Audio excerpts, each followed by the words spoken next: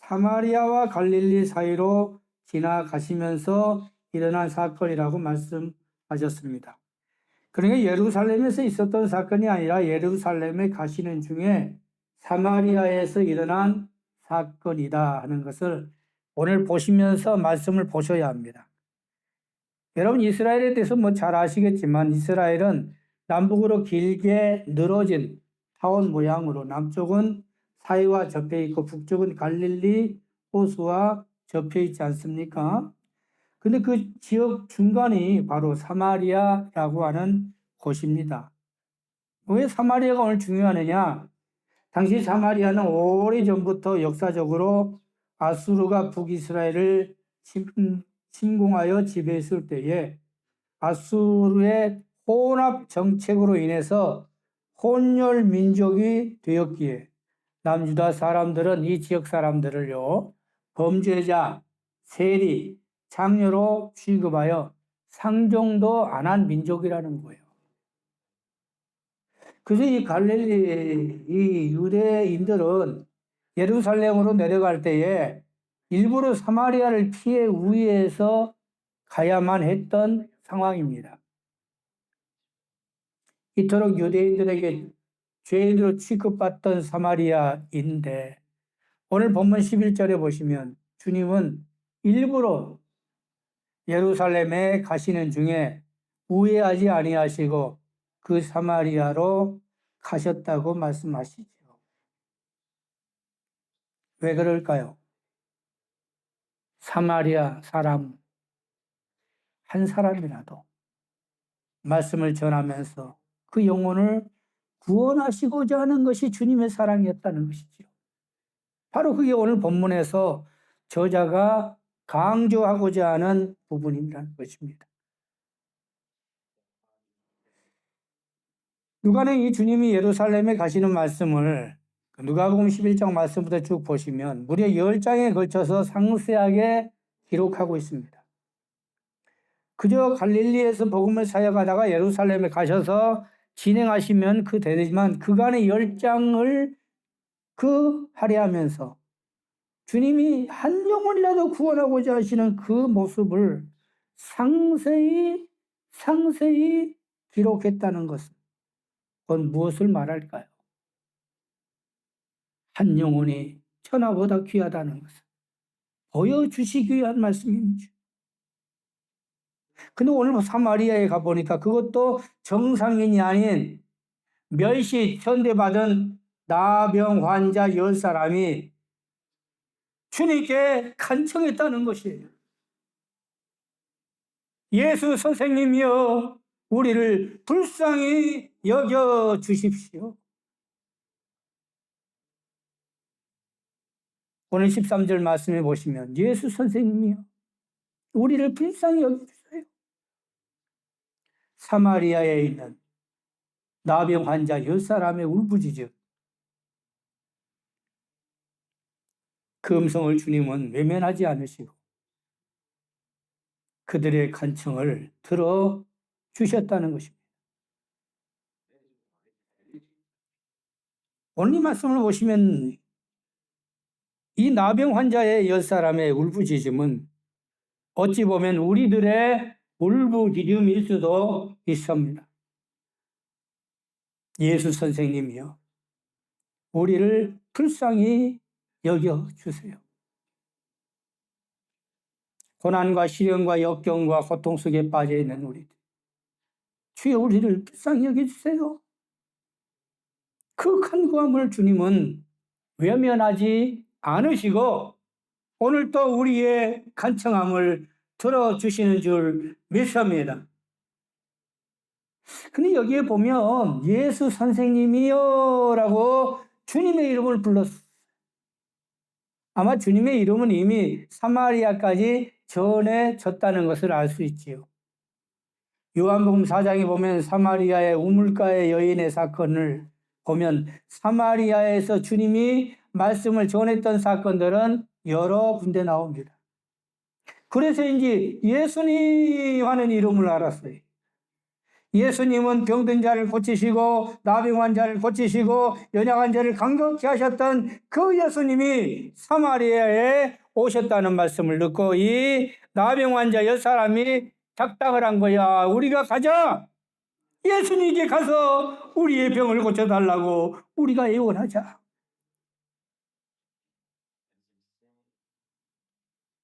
그니 이 말씀을 보시면 좀 안타까운 심정이 있어요. 예수님을 나의 구주로 여기지 아니하고 예수 선생님이여 라고 예수님을 잘못한 것 같아. 많은 사람들이 예수님의 이름을 알아도 그분이 나의 구세주라는 것을 알지 못하는 사람이 있습니다. 예수 선생님이, 예수님은 나의 구세주요, 나의 생명이요, 예수님은 나의 희망이요, 소망이라는 것을 우리는 아셔야 하는데, 오늘 나병 환자 10사람은 예수 선생으로만 알았다는 거예요. 나의 구주로 고백하지 못하고 단지 예수 선생으로만 알았어. 납비로만 알았어. 그렇습니다. 오늘날 우리가 교회 생활 하더라도 주님과의 구세주로서의 인격적인 만남을 갖지 못하고 단지 예수 선생으로만 알고 교회 생활하는 자가 혹시 없는지. 인생 일대의 가장 중요한 만남은 예수라는 이름만 중요한 게 아니라 예수를 나의 구세주로 믿는 믿음이 중요한 줄 믿습니다. 주님은 나의 생명이요. 주님은 나의 구주시고 주님은 나의 소망이라는 인격적인 만남. 그런데 그러함에도 주님께서 이들의 간청함을 응답해 주셨다는 것이죠. 병자를 향한 주님의 사랑, 죄인을 향한 주님의 사랑의 마음이 바로 이들의 기도를 응답해 주셨고 이들의 간청을 응답해 주신 것입니다. 그래서 14절 말씀해 보십시다. 보시고 그랬어요. 보시고 이들이 애타는 심정을 주님이 보시고 이르시되 가서 제사장들에게 너의 몸을 보이라 하셨더니라고 했습니다. 당시 율례에 의하면 나병은 저주병이었습니다. 그래서 이 나병은 제사장이 관할했기에 나병에 걸리면 마을로부터 격리된 채 자기들끼리 모여 살게 했고 그들이 마을에 내려가야 할 경우에는 반드시 나는 부정한 사람입니다 라고 고함을 치면서 사람들과의 접촉을 멀리 해야 했던 자들.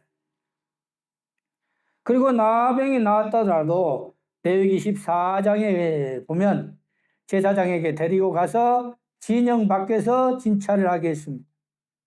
그러면 제사장은 정결한 새 2마리를 잡고 백향목, 홍색실, 우슬초로 새의 피를 찍어 그에게 7번 뿌려 정하다라고 해야만이 되기에 오늘 제사장에게 가서 몸을 보이라고 주님이 말씀하셨던 것이지요. 근데 오늘 본 말씀을 보면 상황에 맞지 않는 이해되지 않는 부분이 있어요. 그것은 이들의 병이 낫지도 않았음에도 주님이 하신 선언이 뭡니까? 가서 제사장에게 몸을 보이라고 하셨다는 것이지요. 아마 이들의 믿음을 시험하시기 위한 주님의 테스트였는지도 모릅니다. 그런데 웬일일까요? 이들이 주님의 이 말씀을 믿었다는 것입니다. 그래서 본문 말씀을 보십시오. 그들이 가다가 깨끗함을 받았다는 거예요. 제사장에게 가서 너의 몸을 보이라 할 때 가지 않았다면 이들은 깨끗함을 받지 못했다는 이야기지. 너의 몸을 보이라, 보이라. 이들이 가다가 깨끗함을 보였다. 주님의 말씀을 믿었다는 거예요. 오늘날 우리가 정말 하나님의 말씀을 믿고 말씀대로 행하고 살고 있습니까? 우리가 아는 상식, 우리의 생각대로 내 병이 낫지도 않았는데 어떻게 제사장에 가느냐 말이야. 불평은 있지 않습니까? 믿음 생활하면서 내가 조금 안다고 우리가 말씀에 우리가 앞서가서 자기 마음대로 해석하며 살고 있지는 않습니까? 오늘 이들이 병이 낫는 것은 바로 믿음 때문이기에 주님은 19절 말씀에 네 믿음이 너를 구원하였다는 말씀을 하고 계십니다. 그렇습니다. 주님의 말씀은 생명입니다. 주님의 말씀은 능력입니다. 주님의 말씀대로 이들이 믿고 갔기에 가는 중에 깨끗함을 받은 줄 믿습니다. 주님의 말씀은 살았습니다. 그러기에 이들이 주님의 말씀을 믿고 가라 제사장에게 보이라 하는 말씀을 믿었기에 그들이 가다가 깨끗함을 받았다는 것을 우리는 분명히 믿어야 한다는 것이죠. 낫겠다고 하는 믿음. 주님의 말씀대로 하면 그대로 하나님의 역사가 나타난다고 하는 믿음. 바로 그 믿음이 이들의 모든 것을 해결하였고 이들의 병을 고쳐 인도하여 주셨다고 하는 것이죠. 주님이 불쌍히 보시고 그들에게 은혜를 베푸심으로 그 은혜에 그들이 믿고 나아갈 때 하나님의 역사가 일어난 것처럼 우리의 삶에도 주님의 말씀대로 삶으로 말미암아 말씀에 승리함이 있기를 주님의 이름으로 간구합니다. 그런데 오늘 말씀의 핵심은 뭡니까? 이들이 말씀대로 나병이 나았다는 것의 초점이 아닌 그 다음 말씀이죠. 이들의 문제는 해결받았지만 이들에게 더 중요한 영원 구원은 받지 못했다는데 오늘 핵심이 있습니다. 15절과 16절 말씀을 다 같이 봅시다.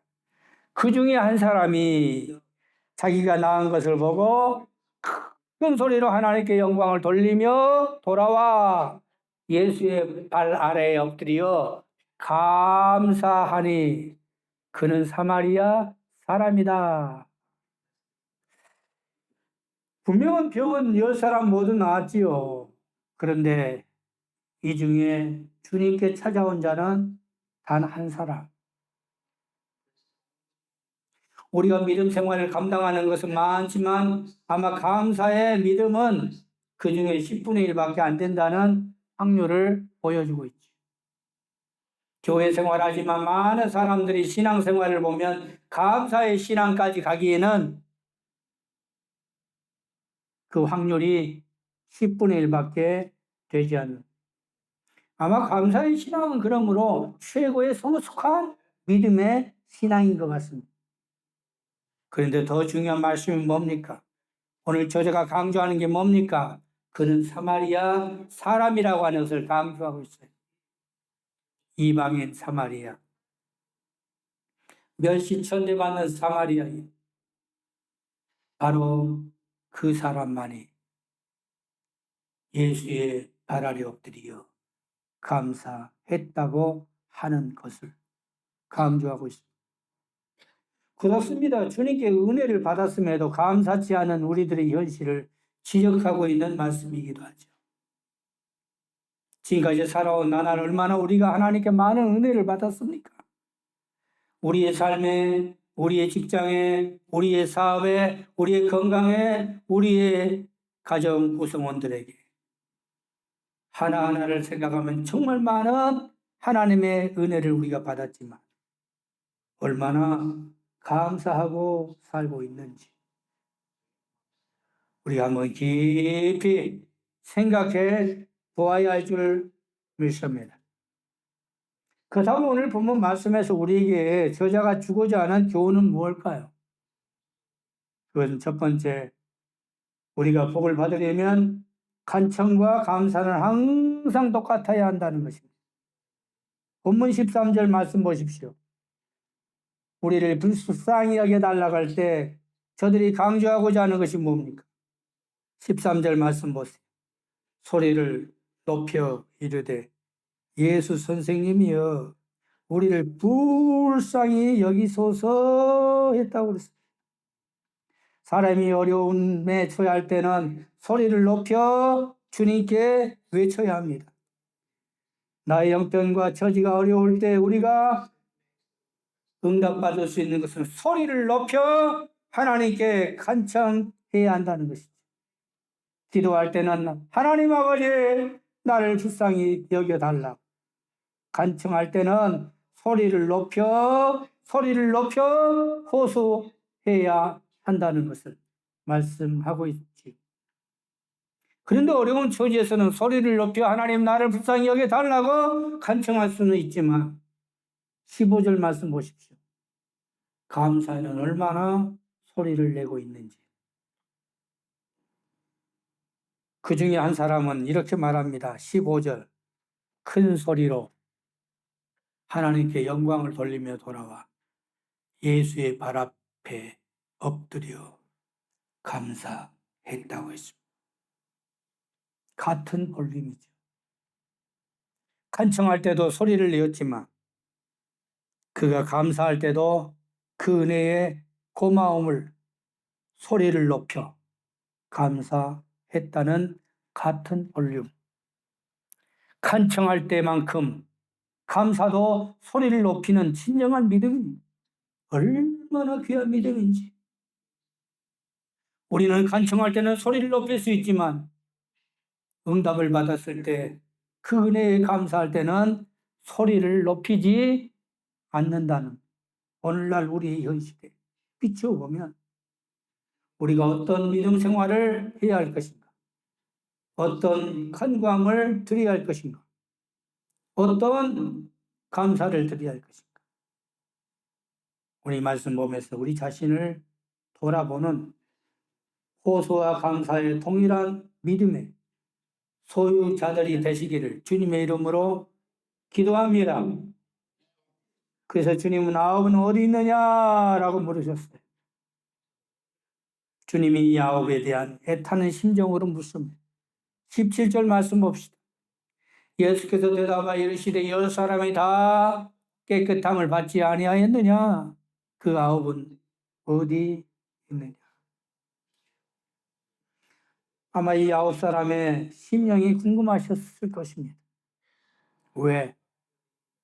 그들이 영혼 구원이 더 중요했기 때문이지. 육신의 병도 중요하지만 심령의 영혼까지 구원을 받아야 진정한 복인데 육신의 병은 나았지만 영혼의 구원까지는 받지 못한 이 아홉 사람을 주님은 애타게 가슴 아파하시면서 그 아홉은 어디 있느냐? 우리가 교회 생활하는 목적이 뭔가요? 잘 먹고 잘 살기 위해서, 사업이 잘 되기 위해서, 건강하기 위해서 오는 사람 많습니다. 교회를 왜 오셨습니까? 잘 살라고요. 그 말도 맞지만 더 중요한 게 뭡니까? 우리의 영혼 구원이 주님이 주신 진정한 복인 줄 믿습니다. 아홉은 어디 있느냐라는 이 말씀이었어요. 혹시 이 아홉이 나를 향한 말씀은 아닌지, 이 아홉은 어디 있느냐 이 말씀이 여러분을 향한 주님의 애타는 심령의 말씀은 아닌지, 진정히 주님 바라시는 것은 영원 구원까지도 받아야 진정한 복이라는 것을 오늘 저자는 의도적으로 강조하고 있다는 것. 내 자신을 돌아보는 시간이 되시기를 주님의 이름으로 축원합니다. 그러면 본문의 저자가 말하고자 하는 결론의 핵심은 무엇인가? 그것은 바로 진정한 믿음이라고 하는 것이 무엇인가? 진정한 믿음이라고 하는 것이 무엇인가? 오늘 믿음에 대한 말씀으로 결론을 맺습니다. 19절에 이렇게 말하죠. 이르시되 일어나 가라. 네 믿음이 너를 구원하였느니라. 그리고 보니까 17장 말씀에서 주님이 17장을 접어들면서 강조하신 게 바로 믿음에 대한 말씀을 하시고 계시다는 것입니다. 진정한 믿음이 뭐냐고 주님이 말씀하시자 제자들이 주님이 말씀한 믿음과 자신이 갖는 믿음이 격차가 있는 것을 바라보자. 17장 5절에 이렇게 말합니다. 사도들이 주께 여짜오되 우리에게 믿음을 더하소서. 주님이 말씀하신 믿음은 행함의 믿음이요 주님이 말씀하신 믿음은 용서의 믿음이요 주님이 말씀하신 믿음은 겨자씨만한 믿음, 바로 그것을 말씀했는데, 당시에 제자들은 믿음이 있노라 하면서도 주님이 말씀하신 믿음과 전혀 자신들의 삶의 믿음이 차이가 있음을 깨닫게 되자 그들이 주님께 우리에게 믿음을 더하소서라면 웬 간청을 하고 있습니다. 진정한 믿음이 무엇일까요? 바로 그것은 영원 구원까지 이르는 믿음이 진정한 믿음인 줄 믿습니다. 주님이 바라시는 진정한 믿음은 영원 구원의 믿음. 그러므로 그 믿음은 곧 행함이 있는 믿음이요 그 믿음은 주님의 은혜를 깨닫는 믿음이요 감사의 믿음이요 그러므로 그 믿음은 우리의 삶 속에 나타나는 믿음이라는 것을 말씀하고 있다는 것이죠. 그래서 오늘 이 아홉은 어디 있느냐라는 주님의 말씀을 아홉이 놓치고 있는 믿음에 대한 진정한 믿음이 무엇인가? 오늘 이 자신 우리가 한번 깊이 생각해 보면서 오늘날 불신의 시대의 진정한 믿음이 뭔가 한번 좀 깊이 다짐해 보는 시간이 되시기를 주님의 이름으로 기도합니다. 이제 말씀의 결론을 맺습니다. 교회 생활하다 보면 많은 소리 듣는 중 하나가 믿음에 대한 이야기를 많이 듣습니다. 그렇다면 진정한 믿음이 뭔가요? 바로 그것은 주님을 믿는 믿음. 주님을 믿는 믿음. 바로 그것은 진정한 믿음일 것입니다. 그렇다면 어떤 주님을 믿고 계시는지. 오늘 주님은 겨자씨만한 믿음 하나를 강조하셨습니다. 이 믿음만 있으면 이 산더러 저 산을 옮길 정도의 그러한 능력의 역사라고 말씀했습니다. 진정한 겨자씨만한 믿음이라도 우리가 가지고 있는지, 그렇다면 그 겨자씨만한 믿음은 도대체 무엇을 말씀하고 있는지, 주님을 믿는 진정한 믿음, 바로 그것은 감사의 믿음이요 은혜에 보답하는 믿음이 진정한 믿음이라고 하는 사실 우리가 깨달아야 할 줄 압니다. 세상에 살아가면서 우리가 주님의 자녀로서 살아가는 그 믿음의 자세, 그 믿음으로 말미암아 승리한다는 것을 오늘 또 깨닫고 믿음으로 승리해가는 믿음의 승리자들 되시기를 주님의 이름으로 축원하며 기도하겠습니다. 자비로우신 하나님 감사합니다. 진정한 믿음에 대한 말씀을 오늘 아홉은 어디 있느냐 하는 주님의 질문 속에서 아홉이 갖지 못한 믿음이 무엇이고 그리고 그 중에 한 사람이 가진 것이 무엇인가, 이 믿음의 차이가 무엇인가를 우리가 함께 오늘 보며 우리는 어떤 믿음을 가져야 하는지, 지금 내가 갖고 있는 믿음은 어떤 믿음인지 교회 생활하면서 다시 한번 주님을 생각하며 오늘도 진정한 믿음이 무엇인가를 다짐하고 살아가는 자들이 되어지게 하여 주시옵소서. 예수님 이름으로 기도드립니다. 아멘.